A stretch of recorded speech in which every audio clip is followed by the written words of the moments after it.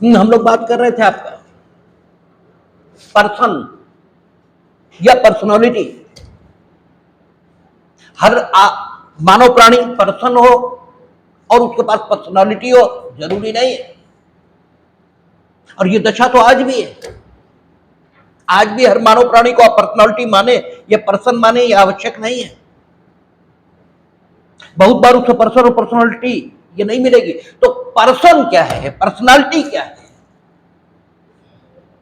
हम लोगों ने इसी पर बातचीत की है अभी तक कि पर्सन या पर्सनालिटी ये अलग है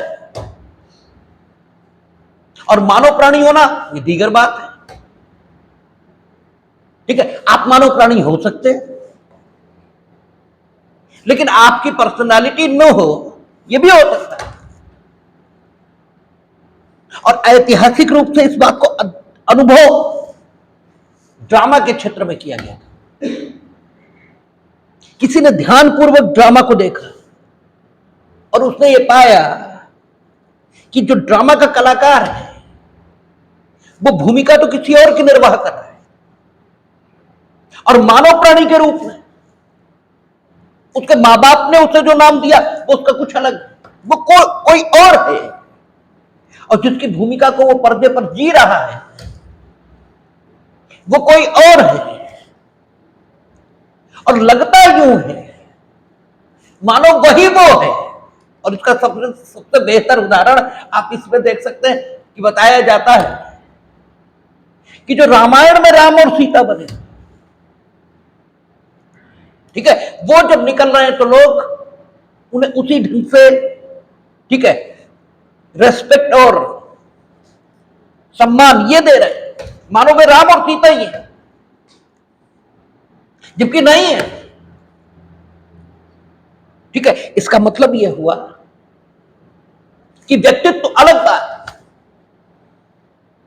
और आदमी अलग बात, अरुण गोविल अलग बात और राम अलग बात। ये अलग बात है कि पर्दे पर अरुण गोविल ने राम के चरित्र को जिया है और इस कारण जनता भ्रम में है और वो उन्हें ही राम मान रही है। लेकिन इस चीज को अनुभव तो किया जा सकता है इस रूप में कि व्यक्ति दूसरों के व्यक्तित्व को जी सकता है। इस रूप में अनुभव तो हो सकता है कि कोई भी मानव प्राणी किसी भी मानव प्राणी के व्यक्तित्व को जी सकता है। इसका मतलब व्यक्तित्व अलग है और मानव प्राणी ये अलग है। इससे एक निष्कर्ष ये तो निकलता ही है। फिर अगला विकास इसमें हो सकता है। इसका मतलब मानव प्राणी ऐसे भी हो सकते हैं जिनके पास व्यक्तित्व हो ही ना। तो व्यक्तित्व कहां से मिलता है, प्रश्न यह है। अगर व्यक्तित्व देने वाली चीज या व्यक्तित्व देने वाली शक्ति ये कोई और है उसके सिवाय जिसने मानव प्राणी को मानव प्राणी बनाया है, तो व्यक्तित्व वो शक्ति किसी को भी दे सकती है। इससे ये भी बात निकल आती है भाई, अगर कोई शक्ति है जो किसी व्यक्ति को कोई बना सकती है, ठीक है, तो उस शक्ति को पहचानना होगा।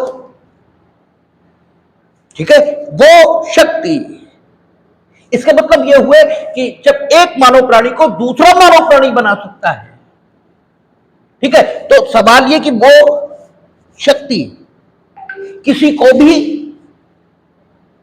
व्यक्तित्व प्रदान कर सकती है, अर्थात एक भूमिका का निर्वहन करने की क्षमता ये दे सकती है। ये तर्क वाक्य ये यहां से विकसित होना शुरू हो जाता है। ठीक है, घटनाओं को सिर्फ देखने मात्र से ये तर्क वाक्य निकल कर आ रहा है। ठीक है, तो इसी तर्क वाक्य का उपयोग विधिक क्षेत्रों में ये किया गया। हमने आपसे चर्चा की, हमने आपसे बात की लेमार्क और डार्विन का उदाहरण देकर कि किसी भी फील्ड में कोई भी विकास वो अंततः सारे समाज को प्रभावित करता है। ठीक है, कोई ऐसा नहीं होता कि उस क्षेत्र में आपका सोशल मीडिया ये इंजीनियरिंग की उपज है। भाई काहे की उपज है? इंजीनियरिंग के ऊपर से, लेकिन इसने प्रभावित करके रख दिया सारे क्षेत्रों को। ठीक है, और सिर्फ प्रभावित ही नहीं किया, लाभदायक ढंग से प्रभावित यह भी किया है। पहले आपके पास कोई रास्ता नहीं था, आप कितनी भी मेरिट रखें, लेकिन सरकारी कॉलेजेस के प्रोफेसर की जो चयन प्रक्रिया है, वो चयन प्रक्रिया ऐसी बनाई गई है कि उसमें आप कितने भी मेरिटोरियस रहे, अगर विशेष लोगों के कृपा पात्र आप नहीं हैं, तो you never be a teacher, आप टीचर नहीं हो पाएंगे। ये बिल्कुल तय है, उन्होंने चयन प्रक्रिया ऐसी बनाई है। ठीक है, आप कोचिंग खोलें तो संसाधन चाहिए,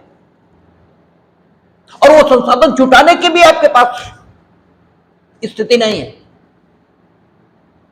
और अगर आपने जुटा भी लिए तो भी एक सीमित क्षेत्र तक ही आपकी अप्रोच और पहुंच ये हो सकती है। असीमित क्षेत्र तक आपकी पहुंच ये हो, संभव नहीं हो पा रहा है, लेकिन सोशल मीडिया ने ये संभव बनाया है। भाई ठीक है, दो चीजें हैं, योग्यता, गुण और संसाधन। हमने संसाधन जुटा दिए, योग्यता आप में है, उसके आधार पर जो पैसा पैदा होगा हम में आप में बंटवारा हो जाएगा। ठीक है, यूट्यूब के संचालकों ने मंच तैयार किया, उस पर विभिन्न योग्यता के लोग आए, उन्होंने अपनी अपनी योग्यता का प्रदर्शन किया, जो कुछ मिलेगा वो उनके बीच बंट गया। ठीक है, तो इस क्षेत्र ने, इस प्रसार ने, इंजीनियरिंग की फील्ड में हुए इन्वेंशन ने सारे जीवन को प्रभावित करके रखा है।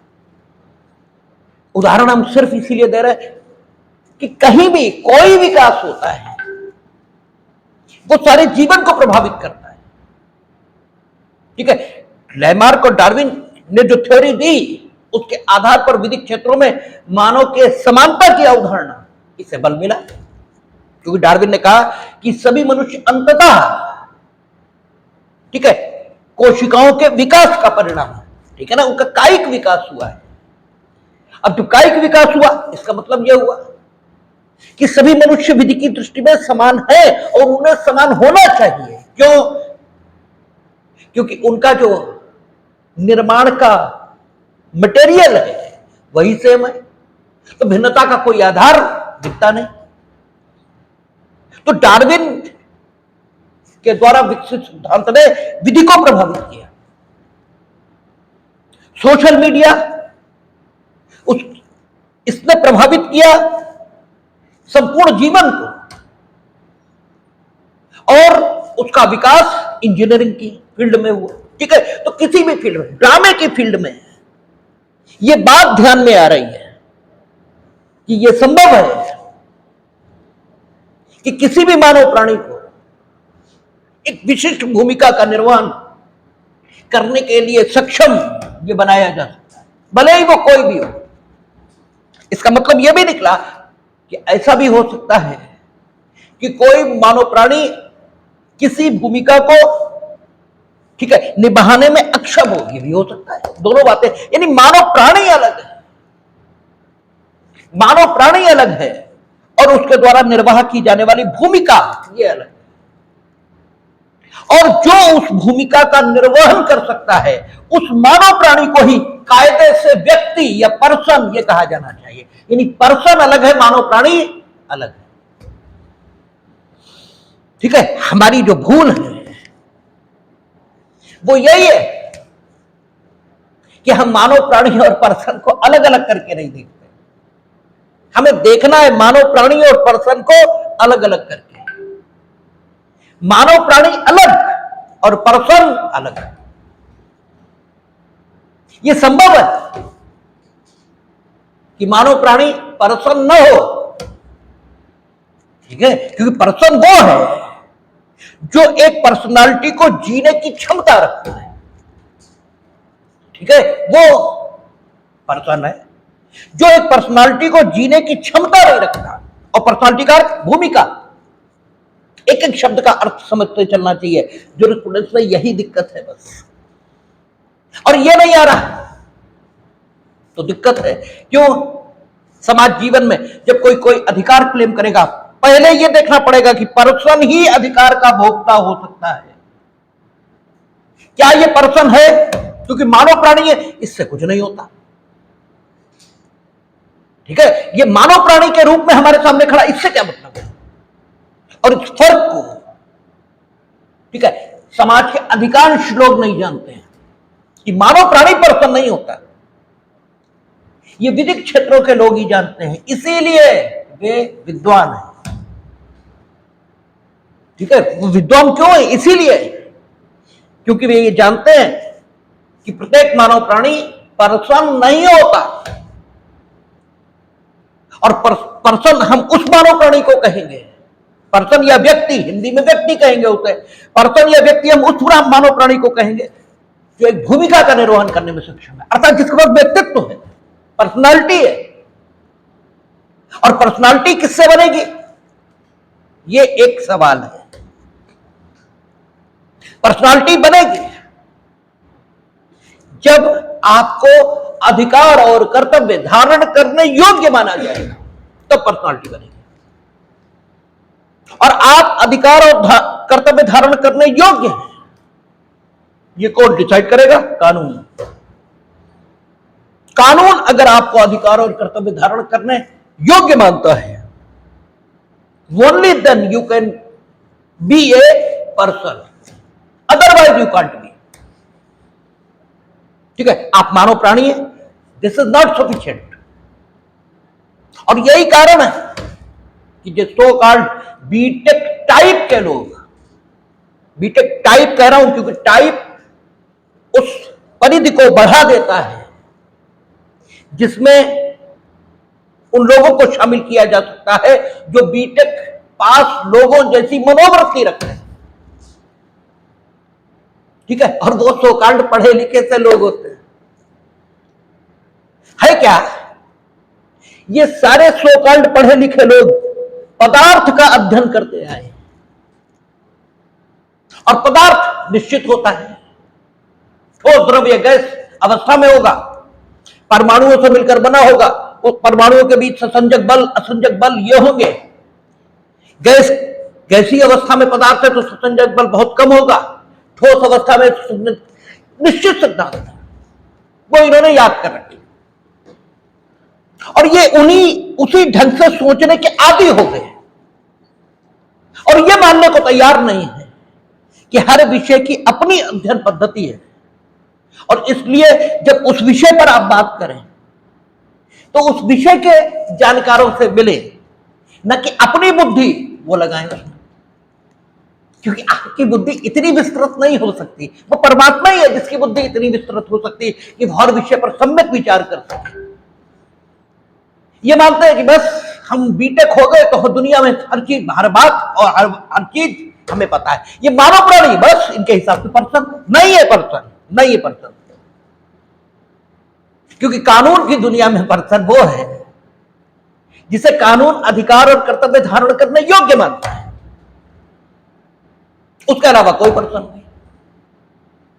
तो अधिकार और कर्तव्य धारण करने योग्य कानून किसे मानता है? अब सवाल ये पैदा होता है। ठीक है, अब अगला सवाल ये आ रहा है कि फिर कानून किसे मानता है अधिकार और कर्तव्य धारण करने योग्य? तो तीन बात है जिसका एक स्टेटस है कानून की नजर में, और कानून उस स्टेटस या उस प्रास्थिति, स्टेटस की हिंदी प्रास्थिति है, कानून उस प्रास्थिति के लोगों को अधिकार और कर्तव्य धारण करने योग्य मानता है। पहली जरूरत यही है। अब फिर समस्या आ गई, स्टेटस होता किसका है, यह मिलता कहां से? पहला प्रश्न है स्टेटस होता क्या है, और दूसरा प्रश्न है स्टेटस मिलता कहां से? तो स्टेटस की दो स्थितियां हो सकती हैं। एक स्टेटस गुण के रूप में लेकर आप पैदा हुए, ठीक है, गुण आपकी वो विशेषता है। गुण किसे कहते हैं? कहते हैं अमुक बहुत गुणी है। तो गुणी वो है जिस पर गुण आरोपित नहीं है, इंपोज्ड नहीं है। ठीक है ना? आप देखेंगे कि गुण कहते किसको है? आप कहते ना अमुक व्यक्ति बहुत गुणी है। ठीक है, तो जरा दिमाग को सोचने की आदत डालो। किसे, जिसे तुम गुणी कह रहे हो, क्या गुण बाहर से आरोपित है उस पर? क्या गुण इंपोज्ड है? गुण इंपोज्ड नहीं हो सकता। गुण उसकी चारित्रिक स्वभावगत विशेषता है जो उसे भगवान ने दी है, जिसमें बाह्य कारकों का कोई योगदान नहीं है। ये गुण या विशेषता है आदमी की, इसी को तो गुण कहते हैं। बस हमें आप में फर्क सिर्फ इतना है, हम अपने भाव को अभिव्यक्ति दे सकते हैं, आप अपने भाव को अभिव्यक्ति नहीं दे सकते। बस इतना सा अंतर हमारे आपके बीच है और कोई अंतर नहीं। बाकी समझ आप भी लेते हैं, मन में आपके भी आ जाता है कि गुण ये है, लेकिन अभिव्यक्ति के शब्द ये आपके पास नहीं है। इसका मतलब अब एक और बात निकल रही है कि अभिव्यक्ति ही व्यक्ति को विद्वान बनाती है, अभिव्यक्ति ही व्यक्ति को ज्ञानवान बनाती है, और पशु को अज्ञानी इसीलिए कहा जाता है क्योंकि उसके पास अभिव्यक्ति नहीं है, या है तो बहुत सीमित। वो अपने हर्ष और विषाद इसको छोड़कर, ठीक है, अपना जो दुख है और अपना जो सुख है उसको छोड़कर किसी चीज को अभिव्यक्त नहीं कर सकता। ठीक है ना? शायद वो अभिव्यक्ति में हमसे पीछे है, इसलिए उसे अज्ञानी कहा है। ठीक है, तो ज्ञानी बन जाने की जो यात्रा है वो अभिव्यक्ति से गुजरती है, और शायद इसीलिए इंडियन कॉन्स्टिट्यूशन में वाक एवं अभिव्यक्ति की स्वतंत्रता को 6 स्वतंत्रताओं में सबसे पहले वर्णित किया है। ठीक है, अगर हम ये सूत्र पर काम करें, अगर हम इस सिद्धांत को मान्यता दें कि विधायिका हर काम सचेतन करती है, विधायिका का कोई काम, ठीक है, अचेतन होकर नहीं है, बेहोशी में नहीं है, अगर हम इस सिद्धांत को मान्यता दें तो फिर हमें यह सोचना पड़ेगा कि वो क्रोनोलॉजिकल ऑर्डर जो अनुच्छेद 19 में दिखता है वही क्रोनोलॉजिकल ऑर्डर क्यों है? ठीक है ना? पलट भी सकता है। अरे भाई 6 स्वतंत्रताएं तो देनी है, जो छठी है वो पहली कर दो, पहली है वो छठी कर दो, यानी क्रम बदल देने से क्या दिक्कत होगी? ठीक है, नहीं बदला, विधायिका ने एक क्रम में उसको सेट किया है, और उच्चतम न्यायालय का यही काम है कि वो उस इंटेंशन को अनफोल्ड करे, जिस इंटेंशन के साथ विधायिका ने कोई भी चीज सामने रखी है, उस आशय को अनफोल्ड करना, यही सुप्रीम कोर्ट का काम है। सुप्रीम कोर्ट स्वयं कानून में कोई घटोत्तरी या बढ़ोतरी नहीं कर सकता, जो कि अक्सर है क्या, ये पढ़ा लिखा वर्ग बड़ी समस्या है। ये इतना मूर्ख है जिसका कोई हिसाब ही नहीं। आजकल बताया जा रहा है कि वो संविधान खतरे में है, ठीक है, जबकि आपने गोलकनाथ पढ़ा है। गोलकनाथ में उन्होंने क्या कहा है? उन्होंने कहा गोलकनाथ में कि अगर संविधान बदलना है तो संविधान सभा का गठन करने के अलावा कोई रास्ता नहीं। और केशवानंद भारती में फिर सवाल उठा, और लास्ट डिसाइडेड केस कॉन्स्टिट्यूशन पर कौन सा है? केशवानंद भारती। और केशवानंद भारती में यह सवाल फिर उठा कि अगर संविधान सभा का गठन करने के लिए कोई अधिनियम लाया जाएगा, ठीक है भाई, कोई अधिनियम ही तो लाएंगे आप संविधान सभा गठन करने के लिए, तो वो अधिनियम स्वयं संविधान के बेसिक स्ट्रक्चर के खिलाफ होगा। और ऐसी दशा में वह अधिनियम पास ही कैसे हो पाएगा? वो पास ही नहीं हो सकता। असल में सो कॉल्ड पढ़े लिखे लोग जो होते हैं इनसे पूछो तो ये बताते हैं। अब बड़ा मजा आया करता है। हमारे जिला जज कह रहे थे कि कोर्ट साहब हम तो चक्कर में पड़ गए। बोले एक बार डॉक्टर ने बुलाया, हमने ये कह दिया कि कोई कानून ऐसा नहीं पास हो सकता जो संविधान के खिलाफ हो, वो सब हमारे खिलाफ खड़े। बोले अब हमारे अथॉरिटी के कारण हम वही कह रहे सर ये आपको पता नहीं, थोड़ा कंफर्म कर लीजिए। बोले अब बताओ कानून पे भी हम कंफर्म करें? ठीक है, ये हमें बताएंगे क्या क्या क्या सही है। बोले नहीं थोड़ा कंफर्म कर लीजिए, बहुमत अगर है तो ठीक है, वो कुछ भी बना सकते हैं। जबकि क्या कहा केशवानंद भारती में, क्या कहा गोरखनाथ ने? बहुमत नहीं सर्वमत, एक एक एमपी सहमत, तो भी ऐसा कुछ नहीं बन सकता जो संविधान में वर्णित जो मूल संरचना है संविधान की उसको बदल दे। ठीक है, ये हो ही नहीं सकता, इट कांट बी, ये संभव ही नहीं है। ये ऐसे असंभव है मानो सूरज पश्चिम से निकालने की बात हो रही है। ये असंभव, ये हो ही नहीं सकता, क्योंकि संसद को जो शक्ति है वो संशोधन की है। अब है क्या, ये सोकाल्ड पढ़े लिखे लोग शब्दों के अर्थ ये नहीं लगाते। अल्टरेशन, मॉडिफिकेशन, ये है संशोधन का नाम। संशोधन का मतलब हुआ अल्टरेशन, सुधार, अल्टरेशन थोड़ी परिवर्तन, ठीक है, या मॉडिफिकेशन सुधार। संशोधन का अर्थ निरसन नहीं होता। संशोधन का अर्थ संपूर्ण को बदल देना यह नहीं है। इन्हीं की भाषा में बात करें तो सॉफ्टवेयर में अमेंडमेंट, सॉफ्टवेयर को रिप्लेस करना नहीं है, उसमें कुछ सुधार करना है। राहुल गांधी संशोधन संविधान बचा रहे हैं, ठीक है, और जो पढ़े लिखे लोग उनसे ज्यादा बचा रहे हैं। और सवाल ये 1975 इमरजेंसी में जो संविधान बचाने की जरूरत थी तब ये सारे पढ़े लिखे लोग सो रहे थे। देश की जनता, उसी ने संविधान बचाया था। और तब तो केशवानंद भारती को डिसाइड, केशवानंद भारती कब डिसाइड है, मेरा ख्याल है केशवानंद भारती उसके बाद डिसाइड है। थोड़ा सा कंफ्यूज है इस समय कि केशवानंद भारती उससे पूर्व डिसाइड है या उसके बाद डिसाइड है। लेकिन जो भी है, जब संविधान बचाने की सर्वाधिक जरूरत थी तो ये पढ़े लिखे लोग कहां बैठे थे? सत्ता के चरणों में, ठीक है, वहां बैठे थे, ठीक है। और आज राहुल गांधी संविधान, और मजेदार कि संविधान बचाएंगे और संशोधन करेंगे, कैसा?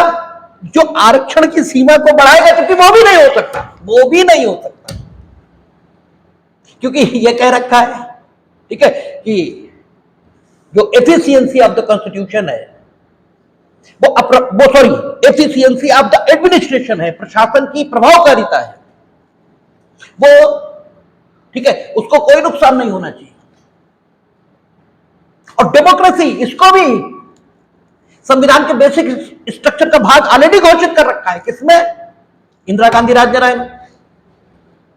और राहुल गांधी संशोधन, वो संविधान बचा रहे हैं, लोकतंत्र बचा रहे हैं, ठीक है। और पढ़ा लिखा वर्ग भी लोकतंत्र बचा रहा है, संविधान बचा रहा है। मजेदारी ये है, ठीक है, कि इसी में से हमें लगता है कि वाकई ये जरूरी है कि एलिमेंट्री कॉन्स्टिट्यूशन ये पढ़ाया जाना चाहिए, ताकि राहुल गांधी, केजरीवाल जैसे लोग अपनी गिरफ्तारियां और अपने ऊपर हो रही कार्रवाई को, ठीक है, संविधान बचाने का नाम न दे पाए। एलिमेंट्री जानकारी तो होनी चाहिए लोगों को, कॉन्स्टिट्यूशन की एलिमेंट्री जानकारी हमें लगता है कि शुरुआत से देनी चाहिए। उसके अभाव में ये दिक्कत हो रही है। तो हम लोग बात कर रहे थे कि अभिव्यक्ति, इसकी स्वतंत्रता को सर्वाधिक ऊपर स्थान क्यों है?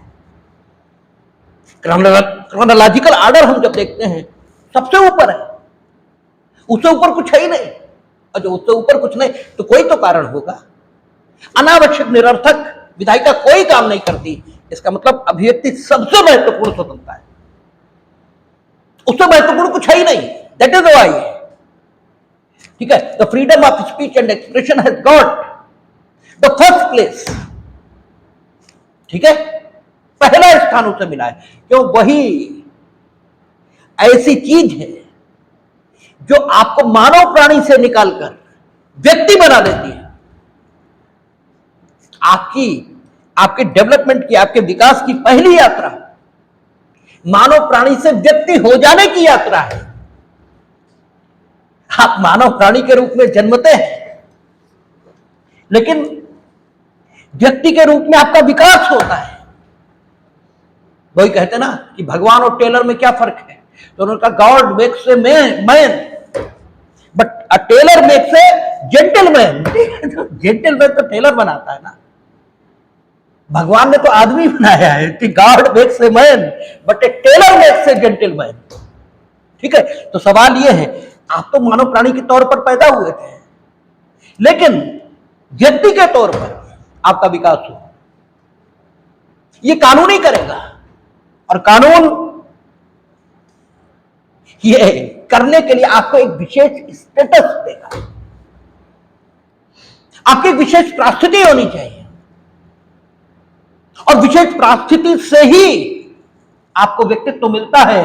मानव प्राणी होने से आपको व्यक्तित्व नहीं मिलता। ये जरा इस बात से देखें कि चाहे भारत रहा हो और दुनिया का कोई भी हिस्सा, ठीक है, चाहे भारत हो या दुनिया का कोई हिस्सा, दासों को कोई व्यक्तित्व प्राप्त नहीं था। दास वस्तु है। और एक चीज और समझ लें, गुलाम शब्द बड़ा प्रचलन में है कांग्रेसियों के लिए। ठीक है, तो दास ये भी 3 प्रकार के होते हैं। ठीक है, एक दास, एक गुलाम, ठीक है, और तीसरा ऐसा व्यक्ति जिसके व्यक्तित्व को सीमित किया गया है। ये 3 प्रकार के व्यक्ति होते हैं जिनको दास की ही श्रेणी में रखा जाएगा। व्यक्ति कौन? व्यक्ति वो है जिसे कानून ने, ठीक है, सारे विधिक अधिकारों को और सारे विधिक कर्तव्यों को धारण करने योग्य माना है। वो है ना व्यक्ति। अगर अधिकार और कर्तव्य में कोई कमी ये की जा रही है तो इसका मतलब वो थोड़ा कम व्यक्ति है। मानव प्राणी होगा, but there is a difference between person and human being. ठीक है ना, human being is a different type of thing and person is a different type of thing। ठीक है, तो मानव प्राणी होगा, व्यक्ति थोड़ा ही है। व्यक्ति तो तब बनेगा जब कानून उसे पूर्णतः अधिकार और कर्तव्य को धारण करने योग्य मान ले। तो अगर उसके अधिकार और कर्तव्य को धारण करने की क्षमता में कोई कमी है, जैसे हिंदुस्तान में अस्पृश्यता, उनका जो अस्पृश्य है वो मंदिर में नहीं जाएगा, एक प्रकार का दासत्व है। ठीक है, इसीलिए कॉन्स्टिट्यूशन ऑफ इंडिया याद करें, सेक्शन आर्टिकल 17 क्या कहता है? सभी प्रकार की अस्पृश्यता का अंत किया जाता है। इसमें तो अस्पृश्यता की एक फॉर्म हमें पता है सिर्फ, या ये पढ़े लिखे टाइप के लोग जो हैं उन्हें पता है, या अधिकांश वकीलों को भी प्राप्त है जो प्रारूप से वकील है, काला कोट पहने घूम रहे हैं। जबकि अस्पृश्यता की कई श्रेणियां हो सकती हैं। किसी भी कारण से आप किसी को कोई विधिक अधिकार या विधिक कर्तव्य, कोई विधिक अधिकार या कर्तव्य धारण करने के अयोग्य ठहरा रहे, आप अस्पृश्यता ये कर रहे हैं। अटल बिहारी वाजपेयी ने एक बार कहा था कि लोकतंत्र के लिए अच्छी बात नहीं है कि किसी भी पार्टी को राजनीतिक रूप से अस्पृश्य माना जाए। ठीक है, अटल बिहारी वाजपेयी चूंकि साहित्यकार थे, कवि थे, इसलिए वे शब्दों के महत्व को जानते थे और इसी वजह से उन्होंने ये शब्द प्रयोग किया था। और दुर्भाग्य यह है कि आम आदमी पार्टी में अक्सर IITians, ठीक है, वे इंजीनियर हैं, वो शब्दों के महत्व को नहीं जान सकते। मजेदार है, हम उस दिन सुन रहे थे बैठे, आम आदमी पार्टी के राष्ट्रीय प्रवक्ता माननीय संजय सिंह कह रहे थे कि केजरीवाल को पुलिस के पहरे में लोगों से मिलवाया जा रहा है, जबकि एविडेंस एक्ट यह कहता है कि वकील से होने वाली बातचीत सुनी नहीं जा सकती। ऐसा कहीं भी एविडेंस एक्ट नहीं कहता। हम लोगों ने पढ़ा है, एविडेंस एक्ट में सिर्फ यह विशेषाधिकार है कि साक्षी से यह पूछा नहीं जा सकता कि आपके वकील ने आपको क्या सलाह दी, और ना वकील से यह पूछा जा सकता है। और यह विशेषाधिकार भी एक सीमा तक, ठीक है, एक सीमा तक ही दिया गया है। उसके बाद वकील से पूछा भी जा सकता है, और इवन वकील को विवश भी किया जा सकता है, और आपसे भी पूछा जा सकता है, और आपको भी विवश किया जा सकता है। ठीक है, सीमित विशेषाधिकार ये। और विशेषाधिकार का अर्थ यह हुआ कि आप भले ही, भाई आपका आरोप तो यही कि सरकार केजरीवाल और उनके वकीलों के बीच हो रही बात को सुन रही है, जबकि ऐसा नहीं कर सकते, और उस जानकारी का कोर्ट में केजरीवाल के खिलाफ उपयोग करेगी, यही तो कहना है आपका। तो कोर्ट तो उसे लेगा ही नहीं, क्योंकि एविडेंस एक्ट साफ कह रहा है। मैं कोर्ट तो उसे लेगा ही नहीं, क्योंकि विशेषाधिकार है ना आपका, विशेषाधिकार के विरुद्ध अधिकारहीनता होती है। तो आप देंगे तो नहीं देंगे, ठीक है ना।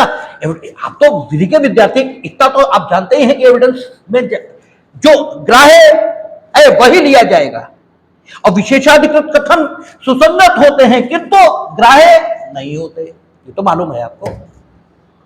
लेकिन ये उन्हें नहीं मालूम है, ठीक है, और वो जनता को बेवकूफ बना रहे हैं बैठे, ठीक है, कह रहे चाहे जो कुछ, ठीक है। और जो इंजीनियर टाइप के लोग हैं उन्हें यह बात बड़ी पसंद आएगी। वो चूंकि है क्या, वो एक विशेष प्रकार से अध्ययन करने के आदि, ठीक है। अब जब दूसरे प्रकार से भी हो सकता है, ये वो मानने को राजी नहीं, ये उनके पढ़ाई लिखाई के कारण से जो उनमें अहम निर्मित हुआ है, वो उन्हें ये बात समझ नहीं देता कि अन्य लोग भी हो सकते हैं जिन्हें पढ़े लिखे की मान्यता है, और जिन्हें पढ़े लिखे की मान्यता होनी चाहिए, ठीक है, आपकी, तो ये उन्हें मानने नहीं देते, वो एक अलग बात है। लेकिन हम लोग बात कर रहे थे कि व्यक्ति मानव प्राणी के रूप में अगर एक भी अधिकार और कर्तव्य को धारण करने से निरहरकित है, अनएलिजिबल है, तो वो दास ही है, या उसके व्यक्तित्व में कमी है। वो मानव प्राणी होगा, लेकिन he is not a complete person, वो कंप्लीट पर्सन नहीं, ठीक है ना। He can't be A complete person, वो कंप्लीट पर्सन हो ही नहीं सकता। और भारत में अस्पृश्यता इसी ढंग की चीज है, दुनिया में, पूरी दुनिया में, हिंदुस्तान में नहीं,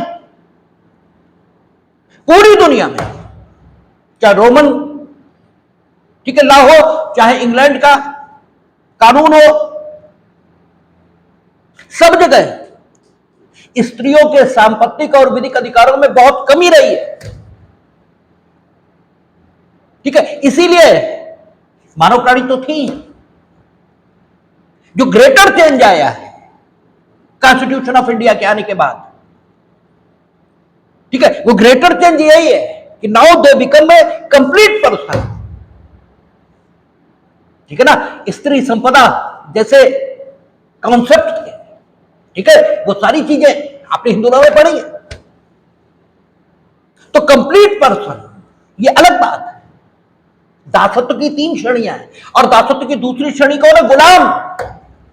अनुबंधित नौकर भी उसी श्रेणी का है जिसके में तुम लोग जाना चाहते हो, ठीक है। नौकर भी उसी श्रेणी का होता है, ठीक है। वो is not a complete person, क्योंकि उसे स्वामी के प्रति जवाबदेह होना पड़ेगा। हाँ, स्वामी के अतिरिक्त, जैसे कांग्रेसी सबको गालियां देंगे, गांधी परिवार को नहीं देंगे, क्योंकि गांधी परिवार के गुलाम है, ठीक है। गुलामी एक के प्रति होती है, यानी जब विधि विशेष, ठीक है, व्यक्ति की विशेष स्थिति के कारण कि वो किसी का गुलाम है, इसके कारण उसके प्रति, जिसका वो गुलाम है, उसके विधिक अधिकारों और कर्तव्यों को सीमित कर देती है, तो उसे उस व्यक्ति का गुलाम, इसके यूपी जेडे के आने से पहले रैयत एक शब्द आप पढ़ेंगे बार बार, जब भौमिक विधियां पढ़ेंगे तो रैयत शब्द पढ़ेंगे, ठीक है। रैयत जमींदार जिसे अपनी भूमि देता था कृषि कार्यों के लिए, वो समझी जाती थी, और संपूर्ण भूमि जमींदार की होती थी, ठीक है। वो रैयत है, और उसके अधिकार जमींदार के प्रति उस भूमि के संबंध में सीमित है, अन्य के विरुद्ध पूरे, ठीक है। अब कानून ने तो कांग्रेसियों को, ठीक है, गुलाम नहीं बनाया, गांधी परिवार का, लेकिन वे स्वयं गुलामी अनुभव करते हैं। वे गांधी परिवार के खिलाफ कुछ नहीं कह सकते, भले कांग्रेस ने देश बंटवा दिए हो, कुछ भी किया, वो जो है कांग्रेस के खिलाफ नहीं बोलेंगे। कांग्रेस मीनिंग देर में गांधी परिवार के खिलाफ नहीं बोले, बाकी सबके खिलाफ बोलेंगे। आप किसी को तो एक कांग्रेसी नेता दूसरे के विरुद्ध बोलेगा, लेकिन नो, राहुल गांधी, प्रियंका गांधी और सोनिया गांधी इस पर ताना, ठीक है। तो वो गुलाम है, गुलाम वो तो विधि। और प्राचीन समय में क्या होता था, अगर कोई किसी गुलाम को मुक्त कराता था, जैसे मुसलमानों में एक नाम आता है हजरत बिलाल, ये जो मस्जिद में नमाज अजान देते हैं, इन्हें बोलते हैं मुअज्जिन। और ये पहले मुअज्जिन कौन है? पहले मुअज्जिन है हजरत बिलाल। हजरत बिलाल जो हैं ये गुलाम थे, इन्हें गुलामी से मुक्त कराया था। किसने? अबू बकर, उन्होंने। तो ये प्राचीन विधियों में था कि अगर आप किसी गुलाम को मुक्त कराते हैं तो आपके प्रति उसकी विधिक क्षमता यानी विधिक अधिकार और कर्तव्य यानी उसकी शख्सियत यानी उसका व्यक्तित्व यानी वो व्यक्ति के रूप में आपके विरुद्ध पूर्ण नहीं है, ठीक है। आपका उस पर विशेष प्रकार का अधिकार है, शेष वो कंप्लीट पर्सन। हम आपको यह बता रहे हैं कि मानव प्राणी और व्यक्तित्व अलग अलग है, ठीक है। व्यक्तित्व उसी का है जिसकी एक प्रास्थिति है, और वो प्रास्थिति सामान्यतः विधि मनुष्यों को प्रदान करती है। लेकिन जरूरी नहीं है कि प्रत्येक मनुष्य पर्सन भी हो, प्रत्येक मनुष्य को विधिक प्रास्थिति भी हो। विधिक प्रास्थिति मीनिंग दरबाई कैसे अर्जित होगी, अभी इस पर बात करेंगे, ठीक है ना। कैसे अर्जित होगी, जैसे अर्जित होगी वो देखेंगे, लेकिन प्रास्थिति के कारण व्यक्ति में ये क्षमता और योग्यता आ जाती है कि वो विधिक कर्तव्यों और अधिकारों को धारण करने के योग्य समझ लिया जाता है, ठीक है। कैसे अर्जित होगी उस पर अभी बात करेंगे, क्या होती है इस पर बात करेंगे, ठीक है। और वो केवल मानव प्राणी इसी में हो, ये भी नहीं। ये प्राथमिक दशा है कि वो मानव प्राणियों को व्यक्ति को विधि के द्वारा दी गई, आगे विधि ने, ठीक है, वो क्षमता मानवेतर उसे भी प्रदान की, जो मानव नहीं है उन्हें भी प्रदान की। इसलिए उनकी भी स्टेटस, उनकी भी प्राप्ति मानी गई, और उनकी भी प्राप्ति होने के कारण उनका भी व्यक्तित्व बन गया। क्योंकि विधिक व्यक्तित्व होने के लिए आपका एक स्टेटस होना जरूरी है, आपकी एक प्राप्ति होनी जरूरी है। प्राप्ति में कमी आपको उस वर्ग का सदस्य रख सकती है, जैसे आपको मानव रख सकती है, मानव वर्ग के सदस्य आप हो सकते हैं, लेकिन व्यक्तित्व में कमी ला देगी, ठीक है ना। ये स्थिति रहेगी तो दासत्व की दूसरी श्रेणी गुलाम, और दासत्व की तीसरी श्रेणी सबसे खराब है, जिसे हमने चूंकि उल्टे चले हैं, जिसे दासत्व की पहली श्रेणी कहा जाएगा, वो सबसे खराब है। उसमें मानव प्राणी वस्तु समझा जा रहा है। क्यों? क्योंकि उसमें व्यक्तित्व की कमी है। व्यक्तित्व की कमी मीनिंग देर बाई वो अधिकार और कर्तव्य को धारण करने के योग्य नहीं है, और अधिकार और धारण कर्तव्य को धारण करने के योग्य न होने के कारण वो विधिक भूमिका का निर्वहन नहीं कर सकता। इसलिए उसकी प्रास्थिति, इसलिए उसकी स्थिति वस्तुओं के समान है, जिसे वस्तु का कोई विधिक अधिकार, हम इस एसी को यहां रखें या कहीं और लगा दें, कोई फर्क नहीं पड़ता, इसकी कोई इच्छा नहीं हो सकती। इसलिए मानव प्राणी ये सबसे खराब पोजीशन है, ठीक है। दो स्थितियां कुछ तो बेहतर है, ठीक है। तो स्टेटस या प्रास्थिति एक क्षमता है, ठीक है, जो विधिक अधिकारों के प्रदान किए जाने से संबंध रखती है, ठीक है। और स्टेटस अगर आपके पास नहीं है तो आपको, ठीक है, मानव प्राणी की स्थिति भले ही मिल जाए, लेकिन आपको व्यक्ति की स्थिति, व्यक्ति की प्राप्ति यह नहीं मिलेगी। आपका कानून की नजर में स्टेटस होना चाहिए। अब कानून की नजर में स्टेटस ये जरूरी है। तो स्टेटस क्या चीज है? स्टेटस वो क्षमता है, ठीक है, स्टेटस वो क्षमता है जो विधिक अधिकारों और कर्तव्यों को धारण करने के योग्य आपको बना देती है, ठीक है। स्टेटस, ठीक है, विधिक कर्तव्य और अधिकार धारण करने की क्षमता से संबंधित दशाएं और गुण जो आदमी में होने चाहिए उनसे मिलकर बनती है। यानी वे दशाएं और गुण जो यदि आप में हो तो आप में वो क्षमता आ जाएगी कि कानून आपको विधिक अधिकार और कर्तव्य धारण करने के योग्य मान लेगा, ठीक है। उन दशाओं और गुण को ही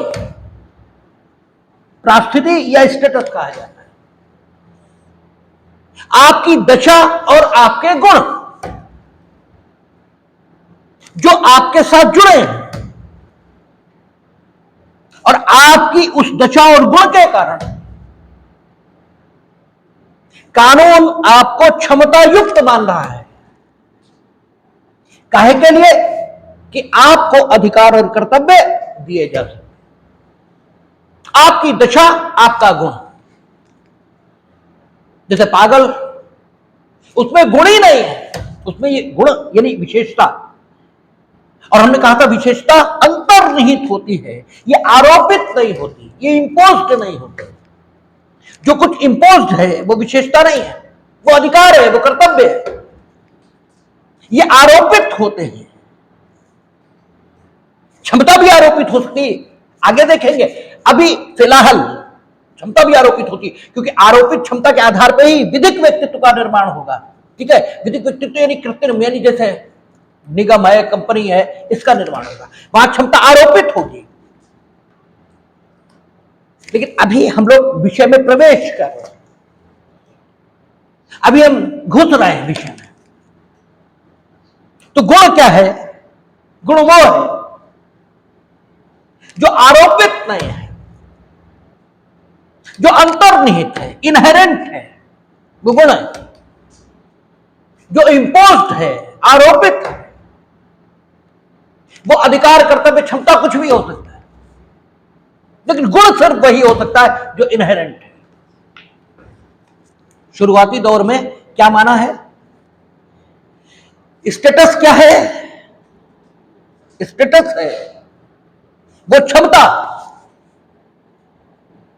ठीक है, जो आपको आपकी दशाओं और आपके गुणों के कारण मिलती है,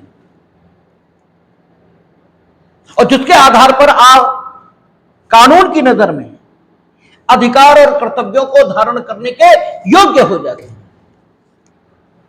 उसी को स्टेटस कहते हैं, उसी को प्राप्ति कहते हैं। अनिरुद्ध प्रसाद की किताब की खराबी समझिए, खराबी क्या है। अब हम कहेंगे तो वीडियो सब जगह जाएगा, लोग देखेंगे, हमें गालियां भी नहीं है, उसके में कोई चिंता भी नहीं। ये नकल है डायस की, ओरिजिनल थिंकर डायस है, ये नकल है डायस की। इसलिए इसमें वर्णन तो है, ठीक है, लेकिन वर्णन को जिस नाम से वर्णित करना चाहिए वो चीजें नहीं है।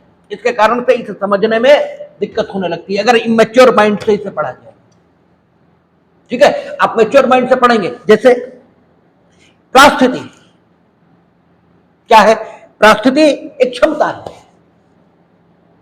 जो आपकी दशा और आपके गुण, ठीक है, इसके कारण से आपको मिलती है, ठीक है। और इस क्षमता के मिलने के आधार पर कानून आपको विभिन्न प्रकार के अधिकारों और कर्तव्यों का धारक ये मान लेता है, ठीक है। ये क्षमता और गुण अंतर्निहित हो सकते हैं, ठीक है, और आरोपित हो सकते हैं, ठीक है, लेकिन गुण हमेशा अंतर्निहित होता है, ये आरोपित नहीं होता। आरोपित का मतलब हुआ बाहर से इंपोज किया गया है, और गुण का, और जो अंतर्निहित है वो आप में है।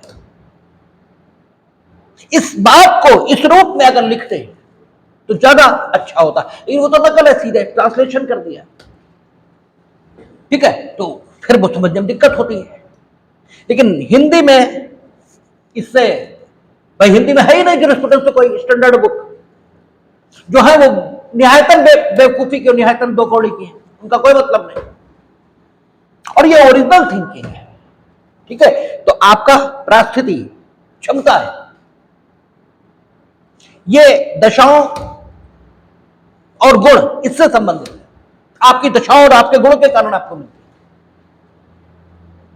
आपकी जो दशा है, ठीक है, और आपका जो गुण है, उसके कारण से आपको कानून इस लायक मानता है। जैसे दशा है क्या, आप नागरिक थे, पुरानी विधियों में जैसे ही आपको देश निकाला दिया जाता, तो आईपीसी में भी अभी तक रहा है निर्वासन का दंड।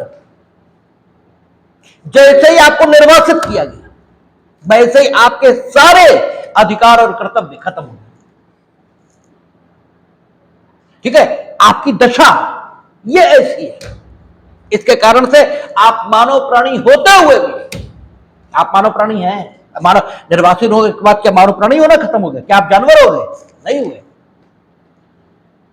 लेकिन आपकी क्षमता खत्म अधिकार और कर्तव्य धारण करने की, ठीक है। और गुण, दशा और गुण दोनों चीजें, ठीक है, अगर ऐसी हैं जिनके कारण से कानून आपको क्षमतावान माने विधिक अधिकार और कर्तव्य धारण करने के, तो जो है आपकी एक स्पेशल स्टेटस है। और जब तक आपका स्पेशल स्टेटस नहीं है, ठीक है, यानी आपकी दशा ऐसी नहीं है कि कानून आपको, आपके गुण ऐसे नहीं है कि कानून आपको क्या माने, अधिकार और कर्तव्य धारण करने की क्षमता से युक्त माने, तब तक आप मानव प्राणी हो सकते हैं, व्यक्ति नहीं हो सकते। स्टेटस यही है। जैसे, ठीक है, जो रोमन, वो आपका फ्रेंच लॉज है, फ्रेंच लॉज में कहा कि राज्य नाम से संगठित जो राजनीतिक समूह है, इसकी सदस्यता के कारण आप राज्य नामक जो राजनीतिक संगठन है, ठीक है, उसके सदस्य हैं। राज्य नाम के जो राजनीतिक संगठन होते हैं, उनके सदस्य को किस नाम से हम जानते हैं? नागरिक, इस नाम से जानते हैं,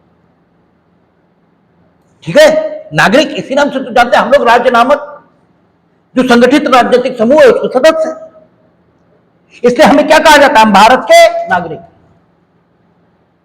ठीक है। तो ये जो व्यक्ति है, ये वो है जो राज्य नाम से संगठित राजनीतिक समूह का सदस्य है, और राज्य नाम से संगठित राजनीतिक समूह के सदस्य होने के कारण व्यक्ति को दूसरे व्यक्तियों के संबंध में जो स्थिति प्राप्त है, ठीक है, उसी को परास्थिति कहा जाता है। एक परिभाषा ऐसे भी निकलती है, यानी परास्थिति क्या है? एक परिभाषा कहती है ये क्षमता है, एक डेफिनेशन कहती है क्षमता है जो आपको प्राप्त होती है आपकी विशेष दशा और आपके विशेष गुण के कारण। आपकी विशेष दशा है, आपका विशेष गुण है, ठीक है। आप राजा हैं, आपकी विशेष दशा है, ठीक है ना। इसलिए स्पेशल स्टेटस है आपका, और इसके कारण कानून आप में विशेष क्षमता देखेगा। जो राजा कर सकता है वो हम नहीं कर सकते, हम में तो कोई नहीं कर सकता, ठीक है। तो एक परिभाषा कहती है कि स्टेटस क्या है, परास्थिति क्या है। परास्थिति व्यक्तित्व का आवश्यक भाग है, यानी यूं कहें कि व्यक्तित्व क्या है, तो परास्थिति आदि का, आदि शब्द का जानबूझकर प्रयोग कर रहा हूं, क्योंकि केवल परास्थिति होने से आप कानून की नजर में आदमी बन जाएंगे ऐसा भी नहीं है। जैसे कहते हैं, दो शब्द हम लोग बोलते हैं, दो वाक्य आम जीवन में, क्या कहते हैं कि उन्हें तो पैसे दिए ही नहीं जा सकते, वो तो पागल है, उसे पैसे थोड़ी दिए जा सकते, यानी वो पैसे प्राप्त करने की क्षमता से ही है, एक बात हुई, ठीक है, एक बात ये हुई, और कि वो पैसे प्राप्त करने की क्षमता सही नहीं। एक दूसरा, हम कहते हैं अरे भाई उसे पैसे मत देना, उसे खर्च करने की तमीज नहीं है, यानी उसमें सामर्थ्य नहीं है, ठीक है, पैसे का कुशलता पूर्वक उपयोग करने की, ये दो अलग अलग बातें। यानी पैसा प्राप्त करने की ही क्षमता नहीं है, प्रास्थिति नहीं है, अधिकार और कर्तव्य धारण करने के जो अयोग्य है उसमें प्रास्थिति नहीं है, ठीक है, उसमें तो प्रास्थिति ही नहीं है। लेकिन प्रास्थिति है अर्थात अधिकार और कर्तव्य को धारण करने की योग्य है, अवयस्क है, प्रास्थिति तो है ही, ठीक है, अधिकार और कर्तव्य को धारण करने की योग्य माना है कानून ने उसे, ठीक है, लेकिन सामर्थ्य की कमी है, ठीक है, यह असामर्थ्य है, ठीक है, यह स्थिति है उसमें, तो भी वो व्यक्तित्व नहीं है। अवयस्क कहां सारे काम कर सकता है, विकृत कहां सारे काम कर सकता है, ठीक है ना, सारे विधिक अधिकारों का उपयोग तो नहीं कर सकता, सारे विधिक कर्तव्यों को तो धारण नहीं कर सकता, क्यों नहीं कर सकता, व्यक्तित्व तो है उसके पास, व्यक्तित्व सॉरी बोल गए, उल्टा बोल गए, स्टेटस तो है उसके पास, प्रास्थिति तो है, लेकिन अभी भी व्यक्तित्व संपूर्ण नहीं है, क्योंकि उसकी मानसिक क्षमता उसमें नहीं है, और मानसिक क्षमता की कमी असामर्थ्य को पैदा कर रही है, ठीक है ना, मानसिक क्षमता की कमी असामर्थ्य को पैदा कर रही है, इसलिए नहीं हो सकता। इसका मतलब यह हुआ कि व्यक्तित्व तब बनेगा जब प्रास्थिति भी हो, अर्थात आपकी दशा और आपके गुण ये इस लायक हो, आपकी दशा और आपके गुण इस लायक हो कि कानून आपको अधिकार और कर्तव्य को धारण करने के योग्य मान ले, ठीक है, और साथ ही साथ आप में वो सामर्थ्य भी हो कि आप उन अधिकार और कर्तव्यों का उपभोग ये कर पाए, तब आपका व्यक्तित्व ये बनेगा, ठीक है। एक प्राकृतिक व्यक्ति मानव प्राणी ही होगा, ठीक है, यह आवश्यक नहीं है। प्रत्येक मानव प्राणी प्राकृतिक व्यक्ति के रूप में मान्यता प्राप्त कर ले जरूरी नहीं है, क्योंकि व्यक्ति अलग है, ठीक है, व्यक्ति तो अलग है, व्यक्ति का मतलब हुआ अधिकार और कर्तव्य को धारण करने के योग्य, और मानव प्राणी ऐसा भी हो सकता है जो अधिकार और कर्तव्य को धारण करने के योग्य ना हो। इसलिए मानव प्राणी प्राकृतिक व्यक्ति की प्राकृतिक रूप से व्यक्ति हो जाने की संभावनाओं को लेकर पैदा हुआ है, ठीक है ना,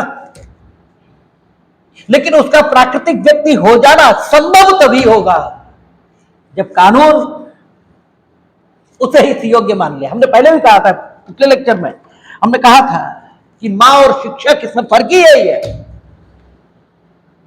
कि मां सिर्फ संभावना को जन्म देती है, उसे संभव शिक्षक बनाता है। इसे पढ़े लिखों की भाषा में कहा जाता है टैलेंट स्पॉइल हो गया, ठीक है ना, टैलेंट मर गया, ठीक है, तो टैलेंट मर गया, इसका टैलेंट था तो उसका विकास किसी ने नहीं किया, तो शिक्षक टैलेंट का विकास करता है, इसलिए उसकी भूमिका व्यक्ति के जीवन में मां से कम नहीं मानी जाती, और उसका सम्मान भी मां से कम नहीं होता, ठीक है ना, तो क्यों, क्योंकि वो विकास करता है, संभावना को संभव बनाता है, ठीक है, तो कानून वो है जो संभावना को संभव बना रहा है। आप मानव प्राणी के तौर पर सिर्फ व्यक्ति हो जाने की संभावना को लेकर जन्मे हैं, ठीक है, इसके अलावा कुछ नहीं है, सिर्फ मानव हो जाने की सिर्फ व्यक्ति हो जाने की संभावना को लेकर जन्मे हैं। इस संभावना को संभव ये तो कानून बनाएगा, और कानून इस संभावना को संभव बनाए, इसके लिए पहले सबसे पहली चीज वो आप में देखने की कोशिश करेगा कि क्या आपकी कोई प्रास्थिति है, क्या आपका कोई स्टेटस है? ठीक है, ऐसा तो नहीं कि आपके पास स्टेटस ही ना हो। ठीक है, व्यक्ति होने के लिए मानव प्राणी हो जाना ही तो पर्याप्त नहीं। ठीक है, सिर्फ तुम आदमी हो इसलिए तुम्हें डीएम बना दिया जाए, आजकल अक्सर लोग कहते हैं। ठीक है कि साहब जो है हमें ये नहीं मिल रहा, उन्हें वो मिल रहा। अरे भाई वो उस योग्य है, उन्हें मिल रहा है, तुम उस योग्य ही नहीं हो तो क्यों मिले भाई? काहे मिले हमें ही बताओ। ठीक है, अरे भाई मिलेगा तो तभी जब तुम उस योग्य हो। कृपा या अन्य किसी योग्यता के अतिरिक्त अन्य कोई मापदंड हो ही नहीं सकता किसी को कुछ देने का। हाँ, संरक्षण कई बार कमजोर का करना होता है तो एक्स्ट्रा कंसिडरेशन, लेकिन संरक्षण का मतलब यह नहीं हुआ कि बाकी सबका विनाश हो जाए। इसी प्रिंसिपल पर उन्होंने कहा कि रिजर्वेशन में 50% से ऊपर अबव नहीं हो सकता, और राजनेता मूर्ख बना रहे हैं इसलिए कि कॉन्स्टिट्यूशन की बेसिक जानकारी आपको नहीं है कि 50% से एक्सेस हो जाएगा। करा लो तुम जाति जनगणना, देखे कैसे हो जाएगा? होगा ही नहीं, आप सिर्फ बेवकूफ बना रहे हैं। ठीक है, तो मानव प्राणी हो जाने मात्र से आपकी पात्रता, ठीक है, यह सिद्ध नहीं हो जाती। व्यक्ति हो जाने की, व्यक्ति हो जाने की आपकी पात्रता सिद्ध हो, इसके लिए जरूरी आपका स्टेटस हो। और ऐसे अनेकों उदाहरण आपको दिए गए, जैसे निर्वाचन आपका हो गया, दृष्टि निष्कासन आपका व्यक्तित्व हो गया। क्यों हो गया? क्योंकि आपका स्टेटस खत्म। निर्वाचित को मृत माना जाएगा, मर गया ऐसे माना जाएगा। ठीक है, वो मर चुका है ऐसे मान लिया जाएगा। शत्रुदेश, ठीक है, जो मिलिट्री की नौकरी है वो इसीलिए कठिन है कि एज ए आर्मी पर्सन आप अगर बंदी हो गए तो आपको वो सुविधाएं नहीं मिलेंगी जो एक आम बंदी को मिलती है, क्योंकि आम बंदी का व्यक्तित्व तो खोता नहीं है,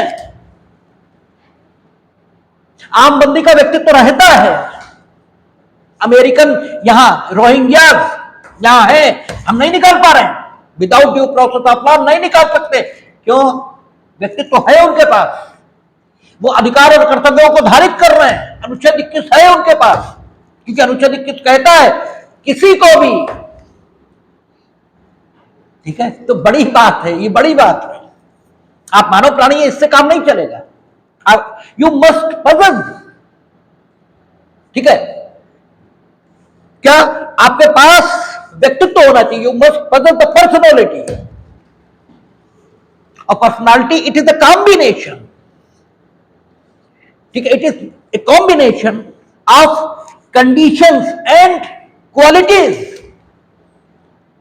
ठीक है, ये दशाओं और गुण इसका योग है। और फिर केवल दशा और गुण का ही योग नहीं, तो ये सामर्थ्य और असामर्थ्य का योग भी है। यदि कानून आपकी दशा और आपके गुण इसके आधार पर आपको वो विधिक क्षमता देता है जिसके कारण से आपको अधिकार और कर्तव्यों का धारक मान लिया जाए, तो व्यक्ति हैं आप।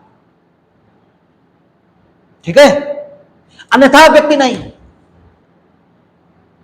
और फिर इतने से ही काम नहीं चलेगा। कानून ने आपको दे भी दिया तो भी अगर आपने कानून द्वारा दिए गए अधिकार और कर्तव्यों को, ठीक है, उपभोग करने की कुशलता ये नहीं है, अर्थात सामर्थ्य या असामर्थ्य है, तो आपका व्यक्तित्व पूर्ण नहीं है, ऐसा भी कहा जाएगा। तो प्राकृतिक व्यक्ति वही हो सकता है जो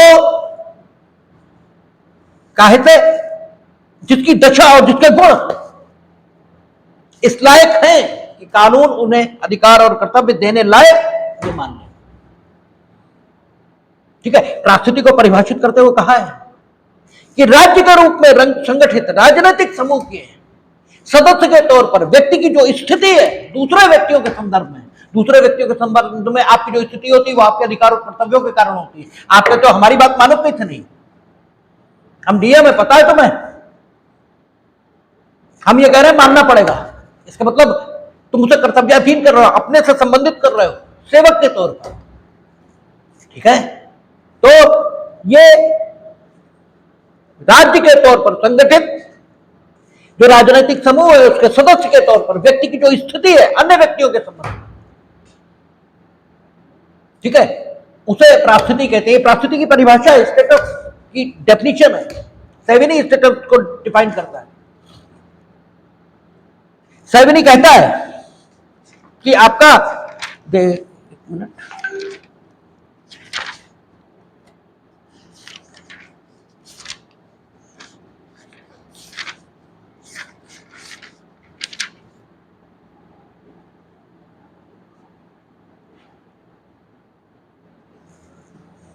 हाँ, तो सेविनी थोड़ा सा मिसकॉन्सेप्शन हो रहा था दिमाग में। सेविनी और आपका, ठीक है, अन्य लोगों के विचारों में, तो सेविनी भी परास्थिति को अधिकार और कर्तव्य इसी के संदर्भ में परिभाषित कर रहा है। सेविनी भी यही कह रहा है कि यह वो क्षमता है, ठीक है, जिसके कारण आपकी एक विशेष प्रकार की विधिक स्थिति दूसरों के संबंध में होगी। यानी दूसरों के संबंध में आपकी विधिक स्थिति जो होगी वो काहे के आधार पर होगी? अधिकारों और कर्तव्यों के आधार पर होगी। तो सीधी सी बात है, परास्थिति वो अगर एक लाइन में बोले कि परास्थिति ये क्या है, तो एक लाइन में परास्थिति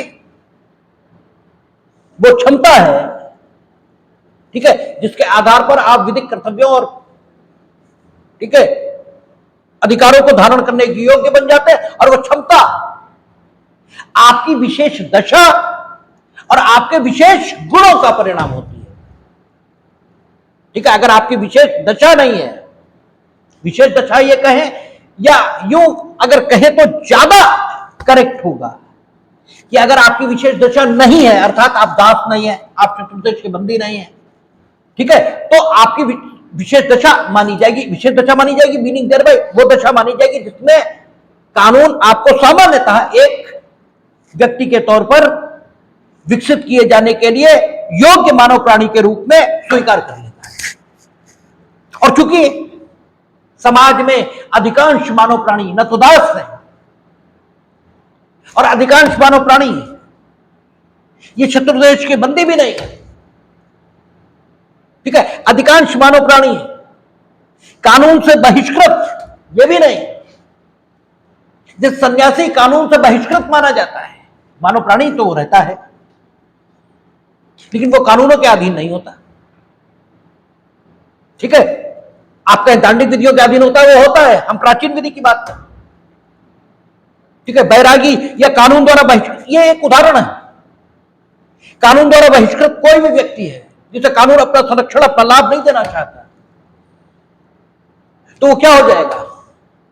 व्यक्तित्व तो उसका खत्म हो जाएगा। मानव प्राणी वो तब भी बना रहेगा क्योंकि ऐसी दशाओं के व्यक्ति सामान्यतः आज मानव प्राणियों में नहीं मिलते हैं। इसलिए लोगों में यह भ्रम पैदा होता है कि मानव प्राणी और व्यक्ति एक ही बात है, जबकि मानव प्राणी और व्यक्ति एक बात नहीं है, ये अलग अलग है। और मानव प्राणी व्यक्ति तब बनेगा जब उसमें परास्थिति होगी, सामर्थ्य और असामर्थ्य होगा। परास्थिति क्या होती है? क्षमता होती है, ठीक है, और ये क्षमता व्यक्ति को उसकी विशेष दशा और विशेष गुण के कारण प्राप्त होती है, ठीक है, और इस क्षमता के कारण उसे अधिकार और कर्तव्य का धारक ये मान लिया जाता है।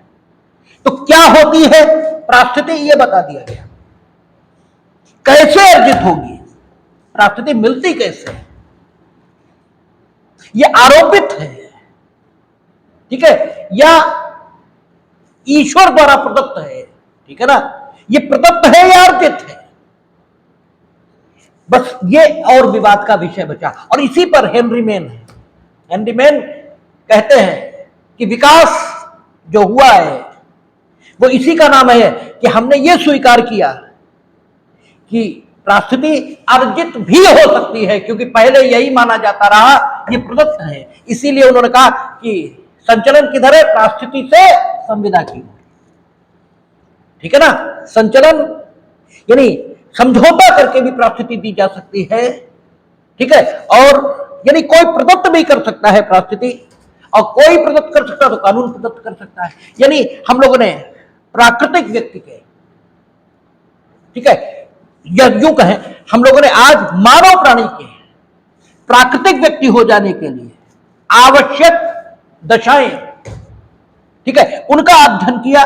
और वो दशाएं क्या है कि मनुष्य जब एक परिस्थिति रखेगा कानून की नजर में और सामर्थ्य और असामर्थ्य रखेगा, तभी वो मानव प्राणी प्राकृतिक तौर पर, ठीक है, व्यक्ति होते हुए भी कानूनन व्यक्ति की मान्यता यह प्राप्त करेगा, या एक विधिक व्यक्ति, ठीक है, या एक विधिक व्यक्तित्व इस रूप में विकसित होगा।